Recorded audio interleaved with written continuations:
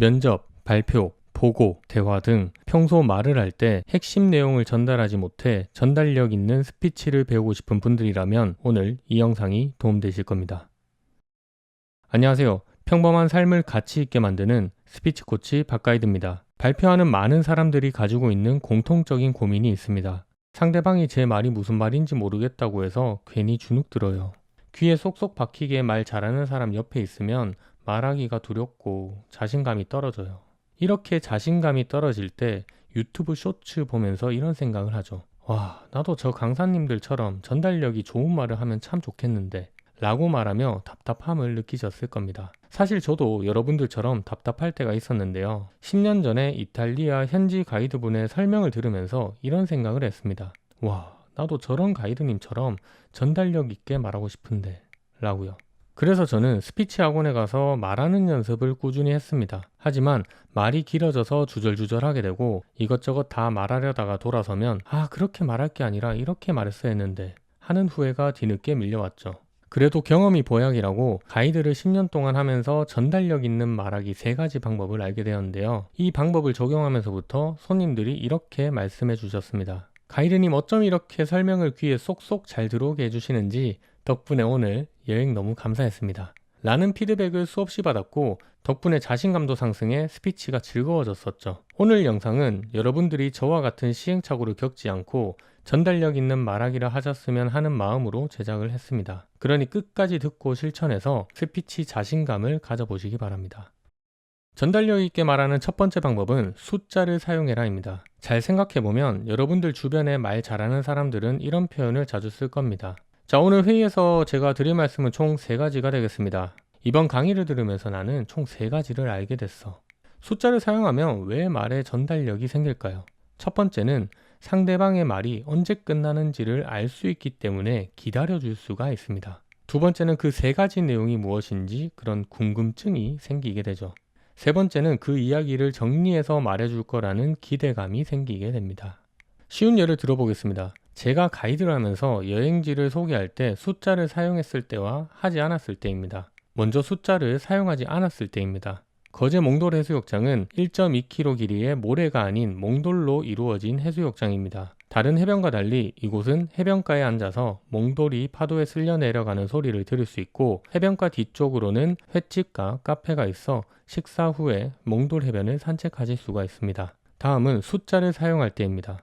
거제 몽돌 해수욕장을 3가지로 나누어 말씀드리겠습니다. 첫 번째, 여행지의 배경입니다. 이곳은 1.2km 길이의 모래가 아닌 몽돌로 이루어진 해수욕장입니다. 두 번째는 볼거리인데요. 다른 해수욕장과 다르게 이곳은 해변가에 앉아 몽돌이 파도에 쓸려 내려가는 그런 소리를 들으실 수가 있습니다. 세 번째는 먹거리입니다. 해변가 뒤쪽으로 횟집과 카페가 있어 식사 후에 커피를 마시면서 해변가를 산책하실 수가 있습니다. 어떤가요? 숫자를 사용하니 말이 언제 끝날지 예상도 되고 말을 정리해서 알려주는 느낌이 드셨을 겁니다. 하지만 이런 생각이 드실 수도 있을 것 같은데요. 숫자를 사용하더라도 그 안에 내용이 길어진다면 듣는 사람이 지루하게 느껴질 수 있는데 좀 더 쉽고 간결하게 말하는 방법은 무엇이 있을까요? 전달력 있게 말하는 두 번째 방법은 핵심 빼고는 모두 덜어내라입니다. 사람들은 말을 하다 보면 말이 길어지는 경우가 많은데요. 그리고 사실 핵심만 말하는 게 생각보다 잘 되지 않습니다. 왜냐하면 준비한 건 많고 다 이야기하고 싶은 욕심이 있기 때문인데요. 그렇게 되면 핵심 내용도 없고 듣는 사람은 다 듣고도 무슨 말을 했는지 기억조차 하지 못합니다. 예를 들어 외도라는 섬을 소개할 때 외도는 1년에 100만 명이 다녀올 만큼 볼거리가 있는 곳입니다. 첫 번째는 인증샷 찍기 좋은 외도 광장이 있고요. 두 번째는 마치 유럽에 온 것 같은 환상을 자극하는 비너스 가든, 그리고 세 번째 마지막은 앞에 장소를 까먹더라도 꼭 가보셔야 하는 곳이 있습니다. 어디냐면 바다와 외도 정원을 한눈에 담을 수 있는 바로 이 전망대인데요. 이곳으로 오시면 제가 외도 인생샷을 한번 남겨드릴 테니까 여러분 꼭 한번 와보시기 바랍니다. 아마 이야기를 들으시면서 이 전망대는 꼭 가봐야겠다는 생각이 드셨을 거예요. 왜냐하면 저는 말할 때 다 있더라도 이 전망대는 꼭 기억하도록 나머지 2가지는 참고사항으로만 말했기 때문입니다. 이처럼 말을 덜어내는 것도 용기입니다. 용기 내어 덜어내고 핵심만 강조하면 청중은 여러분들의 말에 더 집중해서 들어줄 겁니다. 자, 이제 숫자로 표현했고 핵심도 덜어냈지만 사실 여기서 끝난 게 아닙니다. 마지막으로 이걸 꼭 기억해 주셔야 전달력을 높일 수 있는데요.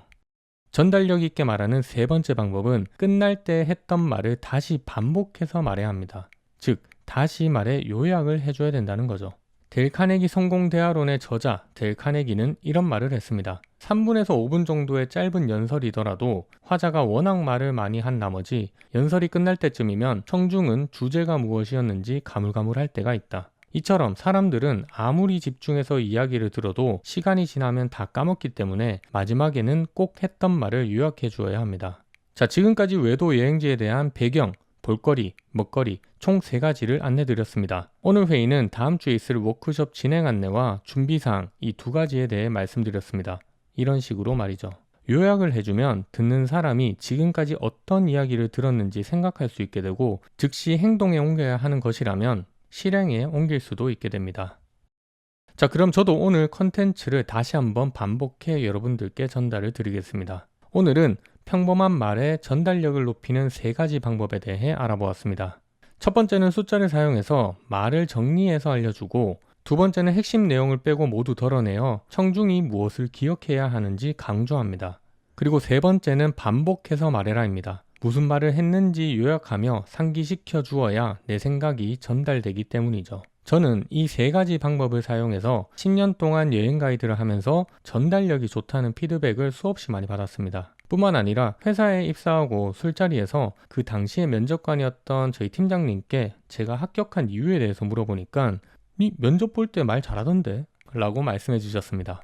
물론 이 방법을 발표, 일상 업무에서 바로 적용해서 모두 내 것으로 만들기는 어렵습니다. 하지만 3가지 중에 1가지라도 시도해서 성공한다면 아마 스스로 느끼게 되실 거예요. 내가 전달력이 좋아진 것 같다는 것을요. 오늘 준비된 컨텐츠는 여기까지입니다. 영상이 도움되셨다면 박가이드 채널 구독하시고 더 좋은 스피치 콘텐츠 시청 부탁드립니다. 그럼 지금까지 시청해주셔서 감사합니다.